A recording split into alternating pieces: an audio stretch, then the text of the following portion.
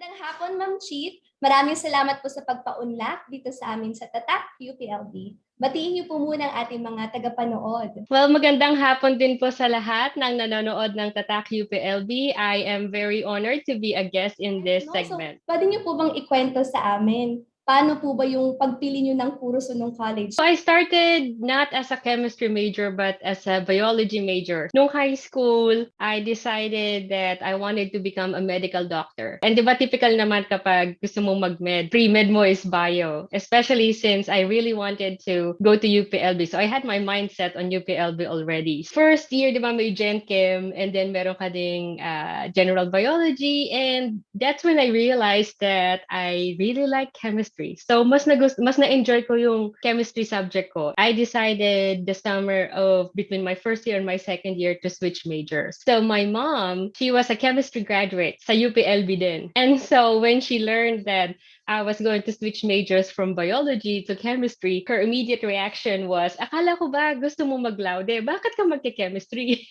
Because she knew how challenging the major was. Mahirap mag-laude nga sa chemistry. And then I think she eventually realized that how much I enjoyed chemistry, and it was really the best fit for me. So yeah, that was my story kung paano ako napunta sa chemistry. Di ba, after hearing that from your mom na mahirap mag-laude, pero you graduated na summa cum laude. How is that? At the beginning, I didn't even think it was possible. Kasi para mag-summa cum laude, mahirap talaga. No one's had that title from the Institute of Chemistry from UPLB. It wasn't even in my mind. Na kung mag-laude ako, edi masaya. Kung hindi, masaya na akong graduate ng UPLB. That was my initial thought when I switched majors. And then, organic chemistry and then analytical chemistry on my second year. Yun. So, puno ko sila pareho. And I think that really set the pace na may pag-asa pala ako. So second year, I think magna cum laude yung standing ko. Like, oh, kaya pala to, pwede akong mag-magna. And then I think first semester ng second year is when I had the GWA for that semester na 1.04. So isa lang yung 125 ko that semester na, oh my God, this is possible, na hindi ko akalain na kaya ko pala siya. Especially since yung high school namin, I didn't have a very strong science foundation. Talagang lahat ng alam ko sa science galing UPLB. Yun nga, so third year magna pa rin ang standing ko kasi medyo mababa yung GWA ko nung first year ko. Kasi thank you to Com1. Na 225 ako sa Com1. So not a lot of people know that. Pero may 225 po ako. Third year, doon na na-establish na sumampa ako ng above 1.2 or less than 1.2 yung total na GWA ko. Fourth year, I think it was set that I'm really doing this. Kaya I just need to maintain. Kasi syempre iba yung struggle na you need to raise your grades. Kasi to be a summa cum laude, anything below 1 is going to drag your GWA. Di ba? Kaya ang hirap-hirap magsuma.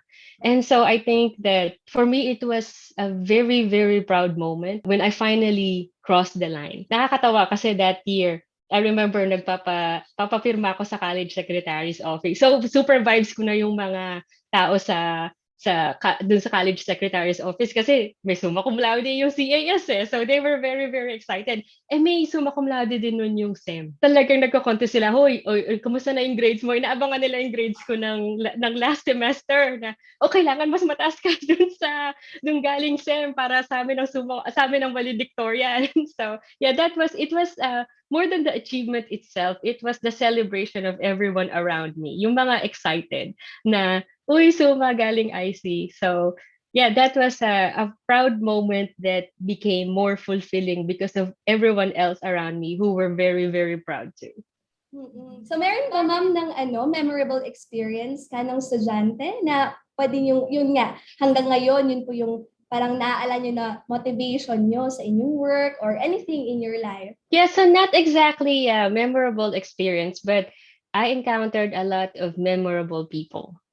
So na hanggang ngayon, we stayed friends. So during my first year, so bio major pa ako noon. May kaklase ako sa chemistry, and she was a chemistry major then. At matalino talaga siya. Her name is Ana Karen Lacerna. Siya yung una kong idol sa UPLB because she's very bright. But on top of that, she was really kind. No trace of ego. She was truly amazing with her humility. And that really stuck with me. It always reminds me that regardless of what you achieve in life, stay down to earth and stay humble. There's always a person smarter than you.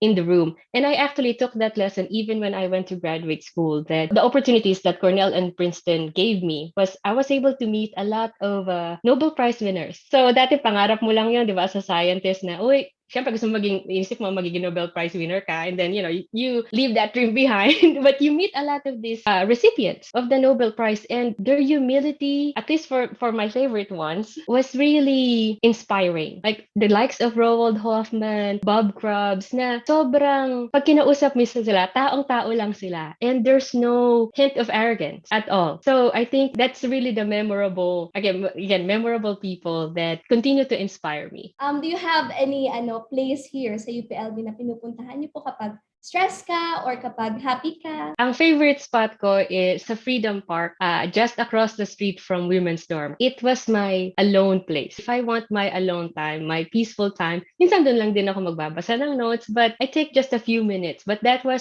continues to be my favorite spot hanggang sa gumraduate ako, na kumbaga you just wanted to clear your head. And I know every time na bumabalik ako ng UPLB, pag naglakad ako in front of Women's Dorm, ramdam ko yung feeling ng being at peace, because I remember walking that path, just sitting, weather permitting, across the street from the Women's Dorm. Anong after you graduate, talagang meron na po ba kayong set plan? Ano po yung career path na kukunin nyo? And were you able to follow that path? I will start with your last question. Was I able to follow that path? Definitely not. So right now, I'm not a practicing scientist. I'm a market developer. So I'm on the business side of technology commercialization. Before I graduated, I still wanted to become a medical doctor. So yun pa rin. Siyempre, BS Chem, pwede pa rin naman siyang pre-med. So go pa rin. I realized how much I really, really love chemistry. And I decided I will become a professor. I will become an expert in the field, or I will pursue graduate studies. I got accepted at Cornell. And my plan at that time was to come back to become a professor at UPLB. Because I think we're all aware of how much, the brain drain situation sa Pilipinas. And I told myself I was going to be one of the few who would come back. And I think it's very clear that did not happen. I'm still in the US because I met my husband in graduate school. So I got married, and pagpapalit ko ba naman yun, di ba? Syempre, when you find the one na talaga yun. So I decided to stay in the US. And at that time, after graduate school, I thought I was still going to be a professor and pursue academic research. And then I was exposed to the types of activities that are happening in the industry. Kasi may mga speakers din na pumunta sa Princeton noon na who they gave an introduction about the type of R&D work that happens in their companies. So that really inspired me. Oh, I can give this a shot. And then I got hired with sa ExxonMobil as an organometallic chemist, and organometallic chemistry was my area of expertise in graduate school. So it was a really good fit. And the group that I joined was, I think I would say they are the best olefin polymerization catalyst group in the whole world. And my interview was almost like a thesis defense the whole day. So one-on-one, very technical. So it wasn't what I planned for, but it definitely opened me to understanding potential that I didn't know I have. How was the feeling, ma'am, na you graduated din as a chemist? You passed also yung chemistry board exam, top Yes, and you yes. were also awarded as Pinay scientist. So how is your feeling with all that achievements, ma'am? I think that when the time that I get the new recognition, it felt really good that taking the next level and pushing your boundaries. I see it like almost like a video game, that pag nag-level up ka na, you forget all about level 1 to 20. You keep your eye on level 22. How do I get to level 22? And I think that of all my accomplishments, they fuel me to look at, okay, what's the next level? Let's keep looking forward. That's one of my philosophies too, is keep looking forward. It's okay to look back because you'll always be thankful for all the people who helped you get to where you are. But at the end of the day, you keep looking forward to where you're going and keep your eyes on the prize, whatever that price is. And for me, that changes, year to year. If a new opportunity comes, then okay. So like I said, I'm now a market developer. I do participate in technology teams because I'm the business half of the technology commercialization. So I still use my technical skills, but I'm now in a business environment. And I don't have an MBA, but I still learned what I needed to do. Kasi nga, yun nga, having a science background teaches you a lot of things that enable you to explore opportunities outside STEM. There's no such thing as I can't do it. It's always about I can't do it yet. So switching to that type of growth mindset really changes your outlook and your motivations. We want to know because you have a lot of achievements, Ma'am Shi. Which of those achievements yung pinaka-proud ka? And how did UPLB help you achieve yung mga yon? At the end of the day, so I look back and I think about, summa cum laude, number 3 sa board exam, name it. I have a science paper.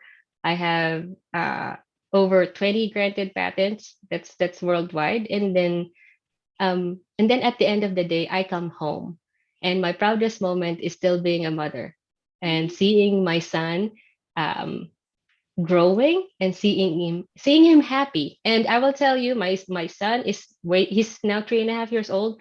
He's smarter than me, and that makes me really really proud. And I think that how did UPLB get me here? Um, UPLB is college is your first step to adulting, right? And because syempre ako noon naka-dorm na, so hindi na ako nasa I was kind of independent, living independently of my parents kasi syempre hindi ka naaalagaan, di ba? And I think UPLB teaches you the good, the bad, and the ugly, and you take it all in.